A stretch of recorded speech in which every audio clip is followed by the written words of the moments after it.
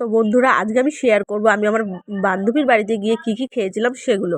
তো প্রথমেই দিয়ে দিয়েছিল আমাদের 4 রকমের ভাজা, যেখানে ছিল পেঁয়াজকলি দিয়ে চিংড়ি মাছ, ও তার সাথে ছিল আলু ভাজা, উচ্ছে ভাজা আর শাক ভাজা। তো আমার হাজব্যান্ড বসে অন্য জায়গায় দিয়েছিল আর আমরা সবাই নিচে বসেছিলাম, কারণ জায়গার একটু প্রবলেম আছে। তো যাই হোক, সব কিছু করে আমরা যখন খেতে বসে গেলাম 4 জন মিলে, তো সে প্রথমে এটা খাওয়ার পর, ভাজা দিয়ে খাওয়ার পর দিয়ে দিয়েছিল মাছের কালিয়া, যেটা খেতে এতটাই টেস্টি হয়েছিল তো আর কি বলবো। তারপরে দিয়ে দিয়েছিল ফুলকপির তরকারি, আর তার সাথে ছিল ডাল, যেটা আমি এত কিছু রান্না করার পর সেটা আমি আর খেতে পারিনি। তো যাই হোক, ফুলকপির তরকারিটাও খুব টেস্টি হয়েছিল। তো আমরা সবাই মিলে খেয়ে দেয়ে নিলাম।